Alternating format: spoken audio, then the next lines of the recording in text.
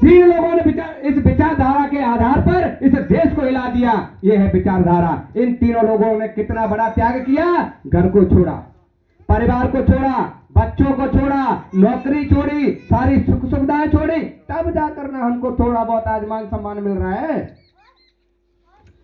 मुफ्त में नहीं मिल रहा है, तब जाकर हमको मान सम्मान मिल रहा है। इसलिए साथियों, आप लोगों से कहना चाहते हैं कि ये जो कारवा है, ये कारवा क्या था जो मानवर काशी राम साहब ने इतनी बड़ी कुर्बानी दी। वो कारवा जो था, ये व्यवस्था परिवर्तन का कारवा था।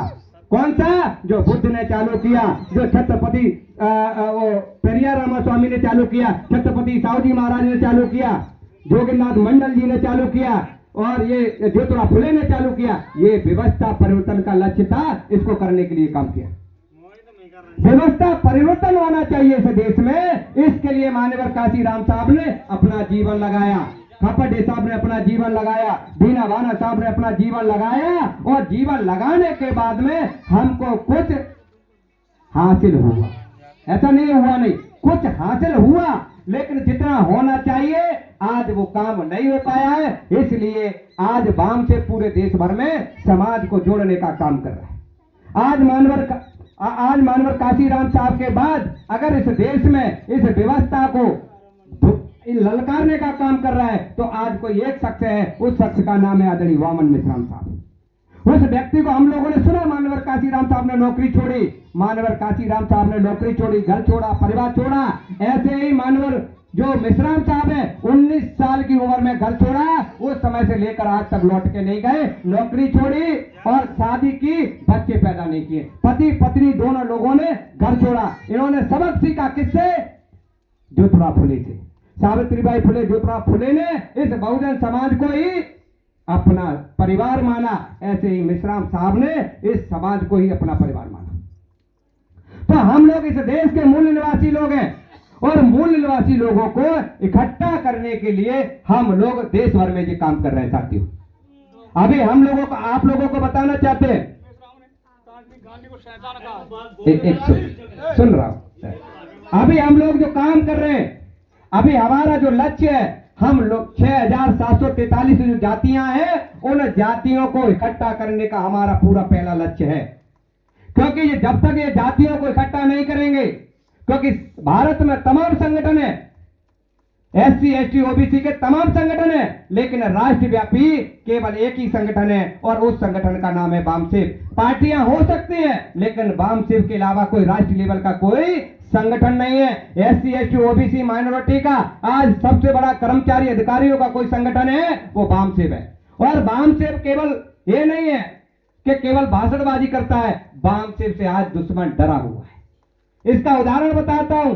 मिश्राम साहब ने जब 6 अक्टूबर को RSS का मुख्यालय घेरा, हमारे साथ भी काफी लोग थे, हम लोग भी 70-80 लोग गए थे। जब मिश्राम साहब ने RSS का मुख्यालय घेरा, तो कल तक जो लोग कहते थे जातियां ईश्वर ने बनाई है, 6 अक्टूबर को हमने मुख्यालय घेरा, 7 अक्टूबर को मोहन भागवत का बयान आया, जातियां पंडितों ने बनाई है। कितना बड़ा दम है मिश्राम साहब में। वो कहते ना, अगर किसी का मुंह खुलवाना है, उसकी नाक पकड़ लो। अगर किसी का मुंह खुलवाना है, उसकी नाक पकड़ लो, ज्यादा टाइम नहीं लगेगा, 2 सेकंड में ही मुंह खुल जाएगा। जो कल तक लोग कहते थे, इससे सिद्ध हो गया। मोहन भागवत कहते कि पंडितों ने बनाया, और जो RSS जो संगठन है, ये मनवादियों का सबसे बड़ा संगठन है। इससे सिद्ध होता है, जो कल तक ये कहते थे कि जातियां कर्म के अनुसार बनी, इसका मतलब है जातियां कर्म के अनुसार नहीं बनी, जातियां प्लान के अनुसार बनी। जो प्लान किया उसके अनुसार बनी। तो साथियों, हम लोग जो काम कर रहे हैं इस देश में, लोगों को इकट्ठा करने का काम कर रहे हैं। इसलिए आप लोगों से हमारा निवेदन है, अभी हम लोगों के मैं खुद के ही कार्यक्रम, मेरा पहला कार्यक्रम हम लोग अभी 10 उज्जैन को, जो अगस्त था, 10 अगस्त को मैं उज्जैन में था, 5 सितंबर को मैं मुरैना में था, 14 सितंबर को मैं पोरसा में था, 13 तारीख को मेरा मेगांव में कार्यक्रम था, 12 तारीख को मेरा भिंड में था, 18 तारीख को मेरा भोपाल में कार्यक्रम था, और 6 अक्टूबर को अभी हम लोग दिल्ली में थे, और अभी 19 अक्टूबर को आपके इधर कार्यक्रम है, और इसके बाद में हमारा 24 नवंबर को हमारा जो कार्यक्रम है, वो 24 तारीख का कार्यक्रम मेरा मुरैना में है। ऐसा नहीं है कि मैं एक दिन काम करते हैं, हम लोग निरंतर काम कर रहा हूं। मेरी लगभग 22 साल की उम्र थी, 2010 से निरंतर मैं ये काम कर रहा हूं संगठन का, और उस समय से लेकर एक ही संगठन में काम कर रहा हूं। आज मुझे वामसिंह संगठन में 15 साल हो गए। दिन रात काम कर रहे हैं हम लोग। दिन रात ये काम क्यों कर रहे हैं? क्योंकि हमें पता है जो मान्यवर काशीराम साहब ने जो लक्ष्य बनाया था, अगर किसी ना किसी को तो कुर्बानी देनी पड़ेगी। काशीराम साहब ने लाखों करोड़ों लोगों का भला किया, कुर्बानी दी, किसी ना किसी को कुर्बानी देनी पड़ेगी। ये हमारे बगल के ही हमारे चाचा बैठे हुए हैं, हम लोग भी 5 भाई है, 5 भाई नहीं करते हैं, लेकिन मैंने ये लक्ष्य बनाया है कि अपने जीवन में जब तक घर में चुपचाप नहीं बैठूंगा, जब तक इस समाज को संगठित करने का पूरा काम नहीं करूंगा। ऐसे ही नहीं कर रहे हम लोग। इस देश में जो व्यवस्था है, ये व्यवस्था ने आज हमारे ऊपर जो कलंक लगाया, ये माता बहनें बैठी हुई हैं, मैं इनसे सवाल करना चाहता हूं। हमने आपके कोख से जन्म लिया तो मेरा ये क्या भाग्य था? कोई मेरा भाग्य था कि आपके कोख से मैंने जन्म लिया?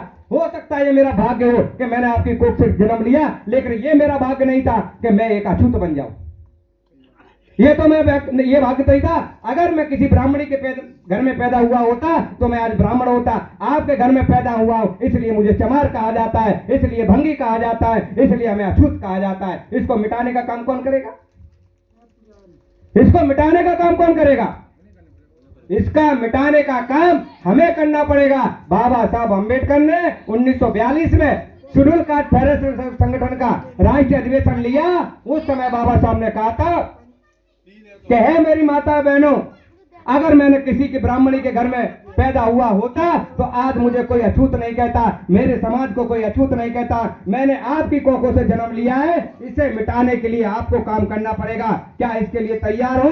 तो उस समय 25,000 महिलाओं ने कहा, बाबा साहब अगर आप कहोगे, जहां पसीने की कहोगे, मैं आपके लिए खून बहा देंगे। ऐसे ही नहीं किया बाबा साहब ने।